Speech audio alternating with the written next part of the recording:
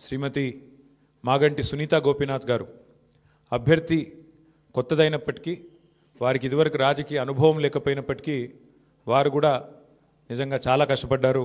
చాలా పెద్ద ఎత్తున వారు కూడా మరి పోరాటం కూడా చేసినారు. చివరి రోజు మరి ఏ రకంగా వారు పోరాడినారో మీరు అందరూ కూడా చూశారు. వారికి కూడా నా అభినందనలు. ఎందుకంటే కొత్త అభ్యర్థి అయినప్పటికీ ఎక్కడా కూడా ప్రత్యర్థి ముఖ్యంగా అధికార పార్టీ అయినప్పటికీ అధికార యంత్రాంగం మొత్తం ఉన్నప్పటికీ వారు కూడా మొక్కవోని ధైర్యంతో కొట్లాడినారు. సునీతా గోపీనాథ్ గారికి మనస్ఫూర్తిగా నా అభినందనలు. అట్లాగే బీఆర్ఎస్ పార్టీకి మరి ఓటేసిన జూబ్లీహిల్స్ ప్రజలకి మరి చివరి ఓటింగ్ శాతం ఇంకెంత తెలియదు, బట్ చాలా గణనీయంగా గౌరవప్రదంగా మా పార్టీకి కూడా ఓట్లు వచ్చినాయి. మరి మాకు ఓటేసిన జూబ్లీహిల్స్ ప్రజలందరికీ కూడా పేరు పేరున వారికి కూడా కృతజ్ఞతలు. సరే, సహజంగానే ఒక రాజకీయ పార్టీగా ఎన్నికల్లో దిగినప్పుడు గెలుస్తామనుకొని దిగుతాం, గెలుస్తామనుకొని కొట్లాడతాం, గెలవాలని కొట్లాడతాం, అట్లనే కొట్లాడినాం. గత 2 ఏళ్లుగా బీఆర్ఎస్ పార్టీ ప్రధాన ప్రతిపక్ష పార్టీగా తన పాత్రను అద్భుతంగా పోషించింది.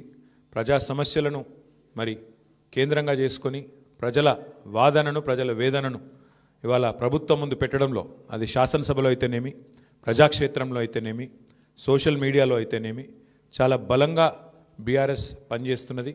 మా పని ఇట్లాగే భవిష్యత్తులో కూడా కొనసాగుతూనే ఉంటుంది. ఎందుకంటే ఈ ఉప ఎన్నికల్లో కూడా మేము నిజాయితీగా కొట్లాడినాం. ప్రజా సమస్యలనే కేంద్ర బిందువుగా చేసుకొని ప్రజలనే ఎజెండాగా చేసుకొని ఎన్నికల్లో డెఫినెట్గా చిత్తశుద్ధితో నిజాయితీగా మేము కొట్లాడినాం. మీకు తెలుసు ఎట్లా ఎన్నికలు జరిగినాయో కూడా అందరూ చూసినారు, నేను చెప్పక్కర్లేదు ప్రత్యేకంగా. మరి మొత్తం ఎన్నిక ప్రచారం ముగిసేదాకా ఎట్లా జరిగింది, ప్రతి సర్వేలో కూడా బీఆర్ఎస్ గెలుస్తుందని ఎట్లా చెప్పింది, ఆ తర్వాత ఆఖరి 3 రోజులు ఏం జరిగింది ఇదంతా ప్రజలు చూసినారు. నేను అందులోకి పోను, అవి చెప్పను. కానీ ఒకటి మాత్రం వాస్తవం, ఈ ఎన్నిక డెఫినెట్గా మరి మాకు కొత్త ఉత్సాహాన్ని ఇచ్చింది, కొత్త బలాన్ని ఇచ్చింది. ఎందుకంటే మరి స్పష్టంగా ప్రజలు ఒక తీర్పు ఇచ్చారు. ఈ రాష్ట్రంలో ప్రత్యామ్నాయం కేవలం బీఆర్ఎస్ మాత్రమే, ఇంకా అది అందులో అనుమానమే లేకుండా ఖచ్చితంగా ఈ ప్రభుత్వం ఏదైతే పనిచేస్తుందో వారికి ప్రత్యామ్నాయంగా పోరాడుతున్న ఒకే ఒక్క పార్టీ బీఆర్ఎస్ అనే మాట స్పష్టంగా ప్రజలు చెప్పారు. డెఫినెట్గా దాన్ని కూడా మేము మాకు ఒక సానుకూల అంశంగానే తీసుకుంటా ఉన్నాం. సరే, ఇక ఈ ఎన్నికల్లో ఏ రకంగా అధికార యంత్రాంగం మోహరించింది, ఏ రకంగా వారు పనిచేశారు, ఇవన్నీ కూడా మీ కళ్ళ ముందున్నాయి. నేను వాటి విషయంలోకి ఎక్కువగా పోను. 2014 నుంచి 2023 మధ్యన కూడా చాలా ఉప ఎన్నికలు మన రాష్ట్రంలో జరిగినాయి. దాదాపు 7 ఉప ఎన్నికలు జరిగినాయి.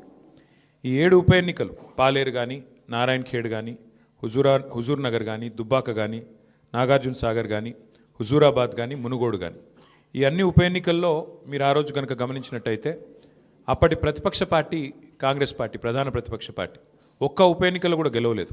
7 ఉప ఎన్నికల్లో మేము దాదాపు అన్ని గెలిచాం, దాదాపు 5 గెలిచాం, ఒక 2 ఓడిపోయాం అంతే తప్ప మరి ప్రతిపక్షంలో ఉన్న కాంగ్రెస్ పార్టీ ఆనాడు ఒక్క ఉప ఎన్నికల్లో గెలవకపోయినా చివరికి మళ్ళీ 2023 సార్వత్రిక ఎన్నికల్లో వారు విజయం సాధించారు, గవర్నమెంట్ కూడా ఫామ్ చేశారు. అట్లాగే మధ్యలో జిహెచ్ఎంసీ ఎన్నికలు వస్తే కూడా, గ్రేటర్ హైదరాబాద్ కార్పొరేషన్ ఎన్నికల్లో కూడా మరి ప్రతిపక్షంలో ఉన్న కాంగ్రెస్ పార్టీకి ఆనాడు కేవలం 1-2 కార్పొరేటర్ సీట్లు వచ్చిన విషయం కూడా ఒక్కసారి గమనంలోకి తీసుకోవాలని చెప్పి కూడా నేను కోరుతా ఉన్నా. అట్లాగే ఈ ఎన్నికల్లో ముఖ్యంగా ప్రజల తరపున వాదన బలంగా వినిపించగలిగాం. ఎన్నికల ఎజెండాను ఖచ్చితంగా నిర్దిష్టంగా బలంగా ప్రతిపక్షంగా మేమే సెట్ చేయగలిగాం. ప్రజా సమస్యలను ప్రధానంగా 6 గ్యారంటీల అమలులో ప్రభుత్వ వైఫల్యాన్ని బలంగా ప్రజల్లోకి తీసుకొని పోయాం. 6 గ్యారంటీల విషయంలో ప్రభుత్వం చేసిన మోసాన్ని తీసుకొని పోయాం.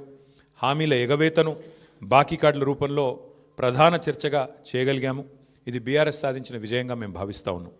అట్లాగే మేము అనవసరపు అంశాల జోలికి పోలేదు. కులము, మతము వీటి పేరు మీద డైవర్షన్ రాజకీయాలు చేయలేదు. బూతులు అసలు మాట్లాడలేదు. ఆఖరికి ప్రభుత్వంలో ఉన్నవాళ్ళు ఫ్రస్ట్రేట్ అయిపోయి బూతులు మాట్లాడినా మేము మాత్రం బూతులు మాట్లాడలేదు. కేవలం ప్రజా సమస్యల గురించే మాట్లాడాం. చాలా హుందాగా ఈ ఎన్నికల్లో కొట్లాడినామని చెప్పి నేను అనుకుంటా ఉన్నా. అట్లాగే జనాలకు అవసరమైన పాయింట్లు, ప్రజలకు అవసరమైన పాయింట్లను మాత్రమే చర్చకు పెట్టాం. కాంగ్రెస్, బీజేపీ ఎన్ని రకాలుగా మమ్మల్ని కవ్వించే ప్రయత్నం చేసినా సంయమనం కూడా పాటించాం. అట్లాగే మేమేం చేశాము, ఎందుకంటే ఒక 10 ఏళ్ళు ప్రభుత్వాన్ని నడిపిన ఒక జవాబుదారీ పార్టీగా, ఒక బాధ్యత గల ప్రతిపక్షంగా 10 ఏళ్ళు మీరు ఏం చేశారు జూబ్లీహిల్స్ కంటే 5,328 కోట్లతో అభివృద్ధి సంక్షేమ కార్యక్రమాలు చేశామని చెప్పి లెక్కల హితంగా లెక్కల సహితంగా మరి ప్రజల ముందు పెట్టాము. చాలా పారదర్శకంగా పనిచేశామని చెప్పి ఎన్నికలు కూడా పోయినాం. అట్లాగే కాంగ్రెస్ ఎగ్గొట్టిన వాటిని కూడా లెక్కలతో సహా ఇంటింటికి తీసుకొని పోయాం బాకీ కార్డుల ద్వారా. అట్లాగే ప్రజా సమస్యలు, బస్సు ఛార్జీల పెంపు మీద నిరసన చెప్పాము. బస్తీ దవాఖానాలు విజిట్ చేసి ప్రభుత్వ యంత్రాంగంలో చలనం తీసుకొచ్చాము. హైడ్రా విధ్వంసం మీద, ప్రభుత్వంలో ఉన్న పెద్దల ద్వంద్వ ప్రమాణాల మీద, డబుల్ స్టాండర్డ్స్ మీద కూడా ప్రభుత్వాన్ని ఎండగట్టగలిగాం. ఆటో అన్నల సమస్యలను కూడా ప్రభుత్వం దృష్టికి తీసుకురాగలిగినాం. వాళ్ళ తరపున కూడా గట్టిగా మాట్లాడినాం. హైదరాబాద్లో రోడ్ల దుస్థితి విషయంలో కూడా ప్రభుత్వాన్ని కదిలింపజేయగలిగినాం. శాంతి భద్రతల విషయంలో కూడా మా నిరసన గట్టిగా చెప్పాం. ఈ రకంగా ప్రజా సమస్యలనే కేంద్ర బిందువుగా మా పార్టీ ఎన్నికల ప్రచారాన్ని చాలా హుందాగా నిర్వహించింది. తద్వారా ప్రభుత్వం కూడా మాట్లాడక తప్పని అనివార్యత కల్పించాం. చివరికి 2 ఏళ్లలో ఒక్కసారి కూడా మరి సమీక్ష చేయని ముఖ్యమంత్రి గారు ఆఖరి ఎలక్షన్ ముందు రోజు 6 గ్యారంటీల మీద సమీక్ష చేయక తప్పని పరిస్థితి కూడా వచ్చింది అంటే ముమ్మాటికి అది బీఆర్ఎస్ విజయమే.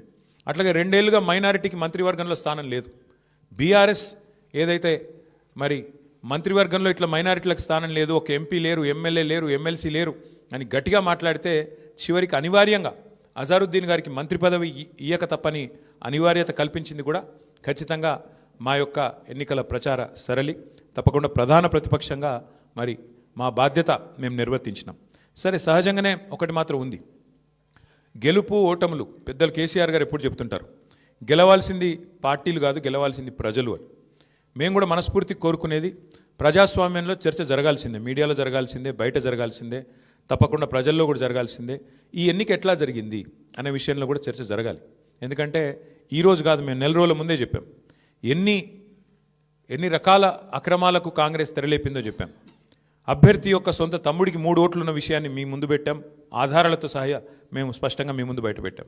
ఎన్నికల కమిషన్ అడిగాం, కోర్టుకు పోయాం. ఎన్ని ప్రయత్నాలు చేయాలో అన్ని ప్రయత్నాలు పారదర్శకంగా ఫ్రీ అండ్ ఫెయిర్ ఎలక్షన్ కోసం జరగాలని ప్రయత్నం చేసినాం. షెడ్యూల్ వచ్చిన నాటి నుంచి పోలింగ్ డే దాకా ఏమేం జరిగినాయో, ఎన్ని రకాల అక్రమాలు, ఎన్ని రకాల అవకతవకలు, ప్రలోభాలు, ఎన్ని రకాల ఒత్తిళ్ళు, ఇవన్నిటి మీద కూడా చర్చ తప్పకుండా జరగాల్సిందే. ఏదేమైనప్పటికీ సరే, అల్టిమేట్గా ప్రజాస్వామ్యంలో ప్రజా తీర్పు శిరోధార్యం. తప్పకుండా మరి వాళ్ళ మేము కూడా ఓట్లేసిన ప్రజలకు ధన్యవాదాలు చెప్తున్నాం. అట్లాగే మిగతా వారికి కూడా మేము విజ్ఞప్తి చేస్తూ ఉన్నాం. ప్రధాన ప్రతిపక్షంగా మా పాత్రను మీరు గమనించారు. ప్రధాన ప్రతిపక్షంగా మేము గెలవాలని కోరుకున్నాం, సహజంగా గెలుస్తామని ఆశించినాం. బట్ ఎలాంటి నిరాశ లేదు, మా పని మేము చేసుకుంటూ పోతూనే ఉంటాం. ఎందుకంటే 2 ఏళ్లుగా లగచర్ల కావచ్చు, హైడ్రా బాధితులు కావచ్చు, మూసీ బాధితులు కావచ్చు, 6 గ్యారంటీల విషయంలో బాకీ కార్డుల రూపంలో కావచ్చు, ప్రజల తరపున గొంతు ఎత్తడంలో, అట్లాగే మా మీద జరిగే దుష్ప్రచారాన్ని తిప్పికొట్టడంలో శాసనసభ వేదిక కానీ బయట కానీ బ్రహ్మాండమైన పాత్ర పోషించాం. రేపటి రోజున కూడా అట్లాగే ముందుకు పోతాం. మరి మా కార్యకర్తలకు కూడా నేను చేసే విజ్ఞప్తి, సన్నద్ధమవుదాం. అన్ని రకాలుగా ప్రజాక్షేత్రంలో మనం ఈ ప్రభుత్వాన్ని నిలదీయడంలో సఫలమైనాం. ముఖ్యంగా మా సోషల్ మీడియాలో పనిచేసే మా తమ్ముళ్ళు చెల్లెళ్ళకు కూడా నేను హృదయపూర్వకంగా అభినందనలు చెప్తా ఉన్నాను. సోషల్ మీడియాలో మీరు చేస్తున్న పని, మీకు ఎవరికి నేనేమి పార్టీ తరపున జీతం ఇవ్వడం లేదు, మీకు ఎవరికి నేను ఇచ్చేదేమీ లేదు. అయినప్పటికీ వాలంటరీగా పార్టీ మీద ఉన్న ప్రేమతో, నాయకుడు కేసీఆర్ గారి మీద ఉన్న అభిమానంతో మీరు చేస్తున్న కృషి, మీరు చేస్తున్న పని ఏదైతే ఉన్నదో మనస్ఫూర్తిగా నేను మీకు కూడా ధన్యవాదాలు తెలియజేస్తా ఉన్నా. అట్లాగే మా పార్టీ కార్యకర్తలకు, మరి మా గులాబీ కుటుంబ సభ్యులందరికీ నేను చేసే ప్రార్థన, దీంతో మనం నిరాశపడవలసిన అవసరం లేదు, బాధపడవలసిన అవసరం లేదు. తప్పకుండా ముందుకు పోదాం. అట్లా అనుకుంటే ఇవాళ జాతీయ స్థాయిలో కూడా మీరు చూసినట్టయితే మరి కాంగ్రెస్ పార్టీ బీహార్లో తన ఉనికిని కోల్పోయే పరిస్థితి ఉన్నది. కాబట్టి ఇవన్నీ సహజం, గెలుపులు ఓటములు సహజం. దీన్ని ఏదో పెద్ద సెట్ బ్యాక్ లాగా చూసుకోవాల్సిన అవసరం లేదు. తప్పకుండా మరింత బలంగా వద్దాం, ముందుకొద్దాం.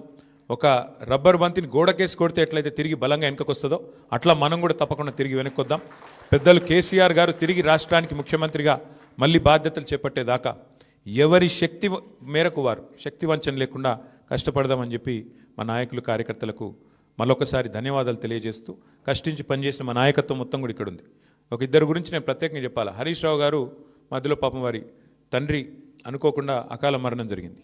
అయినప్పటికీ ఆయన ఇవాళ కూడా పూజలో ఉన్నారు. ఈ నిమిషానికి కూడా పాపం వారి తండ్రి గారికి సంబంధించిన స్వర్గపాత్రకు సంబంధించిన పూజలో ఉన్నారు. అయినప్పటికీ ఇంట్లో ఉండి కూడా ఆయన కూడా చాలా కష్టపడ్డారు. వారితో పాటు ఇంకా చాలామంది, మా రవీంద్రరావు గారు మా ఎమ్మెల్సీ, వారి సొంత అన్నగారు చనిపోయినారు. అన్నగారు చనిపోతే కూడా ఉదయం పోయి సాయంత్రం వచ్చినారు. అంటే అంత కమిట్మెంట్తో మా నాయకత్వం పనిచేసింది. అట్లా ఇంకెంతోమంది ఉన్నారు. నేను ఒకరిద్దరు పేర్లు చెప్తున్నాను, ఏమనుకోవద్దు. ఎంతోమంది నాకు తెలిసిన 2 ఎగ్జాంపుల్ చెప్పినాను. ఇంకెంతోమంది తమ తమ కుటుంబాలను వదిలేసి దీపావళి కూడా పోకుండా మా నాయకులు హైదరాబాద్లోనే ఇక్కడే ఉండి దీపావళి పండుగ కూడా పోకుండా కుటుంబంతో ఉండకుండా జూబ్లీహిల్స్ నియోజకవర్గంలోనే మకాం వేసి పనిచేసినారు. వాళ్ళందరికీ కూడా నేను శిరస్సు వంచి ధన్యవాదాలు తెలియజేస్తా ఉన్నా. సరే, దీన్ని ఒక చిన్న సెట్ బ్యాక్గా చూస్తాం తప్ప ఇంకోటి కానీ కాదని మళ్ళొకసారి తెలియజేస్తూ, పత్రికా మిత్రులు కూడా అందరు సహకరించారు, మా ఇంటర్వ్యూలు తీసుకున్నారు, ప్రజల వాణిని కూడా వినిపించారు. మీకు కూడా ప్రత్యేకంగా మీడియా కూడా ధన్యవాదాలు తెలియజేస్తూ మీ అందరికీ నమస్కారం. Thank you.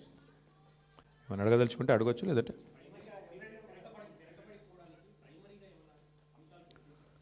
అంటే ఇప్పుడు ఇట్ ఇస్ టూ ఎర్లీ. ఒకటి మేము కూడా కూర్చుంటాం పార్టీగా, ఎందుకంటే మొత్తం ఇంకా అన్ని డివిజన్లలో ఎన్ని బూత్లలో మాకు లీడ్ వచ్చింది, ఎక్కడ మైనస్ అయింది, ఇంకా మేము కూడా చూడలేదు. బ్రాడ్గా ఓవరాల్ నెంబర్ తెలుసు బ్రదర్, మిగతా విషయాలు తెలియదు. కూర్చుందాం, రేపు ఎల్లుండి సావధానంగా కూర్చుంటాం. మా నాయకత్వం మొత్తం పనిచేసింది. సీనియర్లు మంత్రులుగా పనిచేసిన వాళ్ళు కూడా 10 బూత్లకు ఒకరు ఇన్ఛార్జ్గా తీసుకున్నారు. ఇప్పుడే ప్రశాంత్ రెడ్డి గారు చెప్తున్నారు నాకు, అన్న మా షేక్పేట్లో మా 10 బూత్లలో నా దగ్గర మాత్రం 1100 మెజారిటీ వచ్చిందని చెప్పి ఇప్పుడే ప్రశాంత్ రెడ్డి గారు చెప్తున్నారు. విశ్లేషించుకుంటాం అట్లా ఎట్లెట్లా క్లస్టర్ల వారీగా ఎక్కడెక్కడ ఏం జరిగింది చూసుకుంటాం, సమీక్ష చేసుకుంటాం, డెఫినెట్గా ఆత్మవిమర్శ చేసుకుంటాం. ఎందుకంటే ప్రజలు మరి అల్టిమేట్గా ఎందుకు మొగ్గు చూపారు కాంగ్రెస్ పార్టీ వైపు అనేది కూడా మేము కూడా విశ్లేషించుకోవాలి, ఆత్మవిమర్శ చేసుకోవాలి. తప్పకుండా ఏదైతే ఉందో మా పోరాటం మాత్రం కొనసాగుతుంది. ప్రజా సమస్యల మీద, ప్రభుత్వం మీద, ప్రజలకిచ్చిన హామీలు నెరవేర్చే అంశంలో మాత్రం డెఫినెట్గా మా పోరాటం కొనసాగుతుంది. మిగతా అన్ని విషయాలు చర్చించడానికి బోలెడ్ టైం ఉంది. తప్పకుండా అన్ని కూడా ఆలోచించి నిర్ణయం తీసుకుంటాం. ఇక అది హైదరాబాద్లో మొదటి నుంచి ఉంది బ్రదర్ అది. కాకపోతే ఒక్కటి మాత్రం మా వాళ్ళు నాయకులందరూ చెప్తుంది ఏంటంటే, దాదాపుగా మనం ఇప్పుడు 48.4% మీద ఓటింగ్ అయిందని చెప్తున్నారు. కానీ వాస్తవంగా చూస్తే 70% ఓటింగ్గా చూసుకోవాలి. ఎందుకంటే అంటే చాలా ఓట్లు షిఫ్ట్ అయిన ఓట్లు ఉన్నాయి. కొన్ని అసలు ఓటర్లు పేరుకు లిస్టులో ఉన్నా అక్కడ ఓటర్లు లేరు. కాబట్టి ఒక రకంగా చెప్పాలంటే 65-70% ఓటింగ్ అయినట్టు అనుకోవాలి మనం. కాబట్టి ఓటింగ్ నార్మల్ కంటే పెరిగింది, కానీ ఇంకా పెరిగింటే బాగుండేది అనే భావన ఉంది. ముఖ్యంగా కాలనీల్లో కొంత పెరిగింటే బాగుండేది, జరగలేదు. దానికి కారణాలు పలు రకాలుగా ఉన్నాయి. బట్ చూడాలి, భవిష్యత్తులో అన్న మారుతుందేమో చూడాలి.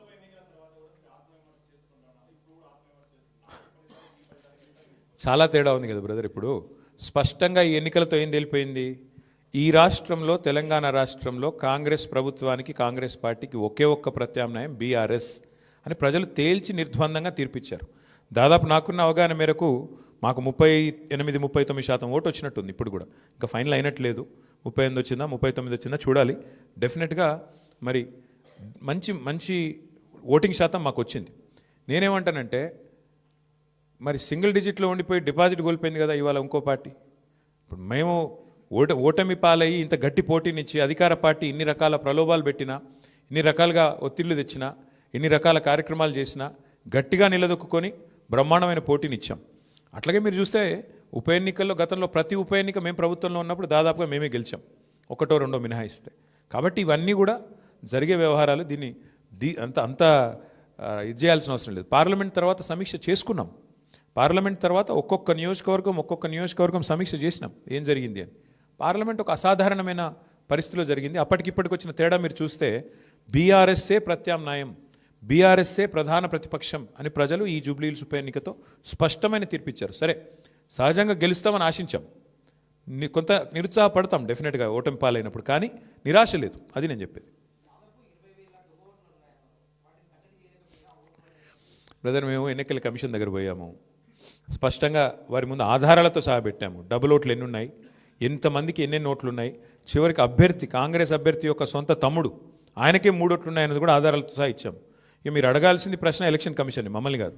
ఎందుకంటే వాళ్ళు చేయాల్సిన పని వాళ్ళు చేయకపోతే మీరు మమ్మల్ని అడిగితే మేము ప్రధాన ప్రతిపక్షంగా పోటీ చేశాము, వ్యవస్థలో ఉన్న లోపాలు ఎత్తి చూపాము, జరుగుతున్న అన్యాయాల అరాచకాలు మా అభ్యర్థి, చివరికి దొంగ ఓట్లు వేస్తున్నారని మా అభ్యర్థి పోలింగ్ రోజు కూడా పోరాడారు. మీరు చూశారు, మీ కళ్ళ ముందు మొత్తం కాంగ్రెస్ వాళ్ళు గుంపులుగా 1000 మంది ఒక దగ్గర చేరి దొంగ ఓట్లు వేస్తుంటే మా అభ్యర్థి పట్టించారు. మరి పోలీసు వాళ్ళు ఏం చేస్తున్నారు, ఎలక్షన్ కమిషన్ ఏం చేస్తున్నది, ఇవన్నీగా అందుకే అంటున్నా చర్చ జరగాల్సిందే.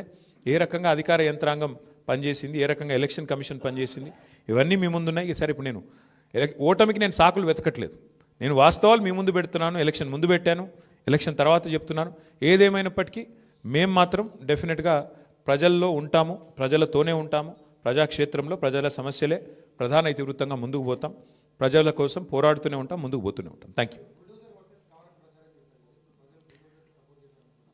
మరి ఇప్పుడు అల్టిమేట్గా ఎలక్షన్ ఫలితం వచ్చిన తర్వాత ఏం జరగబోతుంది, రేపు ఏమేం జరగబోతుంది, ఇంకా 3 ఏళ్ళు ప్రభుత్వం ఉంటుంది అంటున్నారు.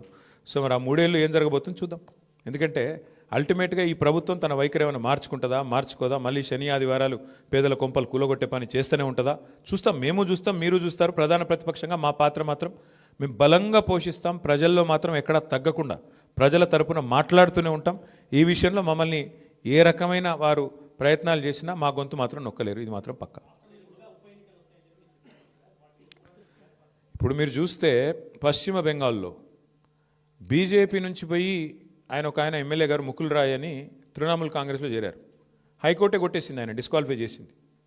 మరి పశ్చిమ బెంగాల్లో జరిగింది ఇక్కడ కూడా జరుగుతుందని మేము కూడా ఆశిస్తున్నాం. ఎందుకంటే న్యాయం న్యాయమే కదా.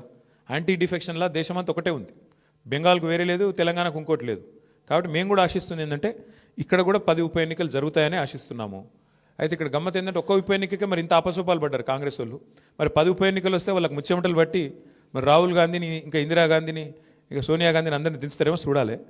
కాబట్టి మేమైతే ధైర్యంగా లోకల్ బాడీ ఎలక్షన్ వచ్చినా ఉప ఎన్నిక వచ్చినా అన్నీ ఎదుర్కొంటాం. మాకు కొత్త ఏం కాదు ఇది. 2001 నుంచి కొట్లాడుతూనే ఉన్నాం, భవిష్యత్తులో కూడా కొట్లాడతాం. మాకు ఎన్నికలేం కొట్లాడడం కొత్త కాదు. గెలుపులు ఓటములు అన్నీ చూసాం మేము. ఆ స్థితప్రజ్ఞత మాకుంది. మరి కాంగ్రెస్ వాళ్ళు ఒక్క దెబ్బకే, ఒక్క ఉప ఎన్నికకే ముఖ్యమంత్రి కాలికి బల్బం కట్టుకొని వెంకటగిరి బస్తీలలో కూడా తిరిగిండు. మరి 10 ఉప ఎన్నికలు వస్తే మరి ఏం చేస్తారో చూడాలి. Thank you. అవును, ఎవరన్నారు? నీకు పేపర్ లీక్ అయిందా? నేనేమంటా, వస్తే కొట్లాడతాం, ఏమున్నది బ్రదర్ అలా. ఇప్పుడు అల్టిమేట్గా కంటోన్మెంట్ ఉప ఎన్నిక ఒక అసాధారణమైన పరిస్థితిలో జరిగింది.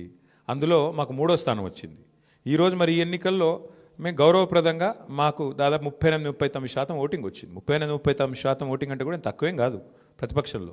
సరే, సహజంగా పోటీ చేసినప్పుడు గెలుస్తామనే కొట్లాడతాం, గెలవమని ఎందుకు అనుకుంటాం? సరే, జరిగింది ఏందో మీరు చూసిండ్రు కదా. ఇప్పుడు మీ మీడియాలోనే చూపెట్టారు, నేను చెప్పుడు కాదు కదా.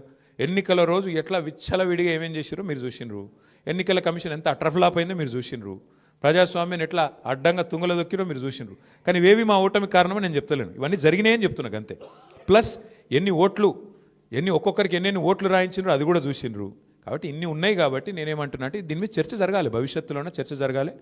ఏదేమైనప్పటికీ we are thankful to the people of Jubilee Hills. We are certainly thankful to the people of Telangana for continuing to affirm their faith in the leadership of KCR Garu. We will fight on public issues, we will fight on all people's issues till such time as KCR Garu once again leads the state of Telangana, and we will continue to do our job as the principal opposition. Thank you. Congress మీకు కనబడతానే ఉంది కదా brother. Last 3 days వచ్చి హడావుడి చేసి ఎవరికి సహకరించినా మీకు కనబడతానే ఉంది. RS brothers బాగానే వర్కౌట్ అయినట్టుంది. ఆర్ఎస్ బ్రదర్స్ యొక్క మంచి సహకార మిత్రమండలి ఏదైతున్నదో బాగానే వర్కౌట్ అయినట్టుంది. మరి చూడాలి. మిగతా విషయాలన్నీ మీరు విశ్లేషించండి. ఇక మీరు ఉన్నారు కదా, మరి రేపు ఎల్లుండి మీరేం రాస్తారు అన్నీ మేమే చెప్తే. Thank you.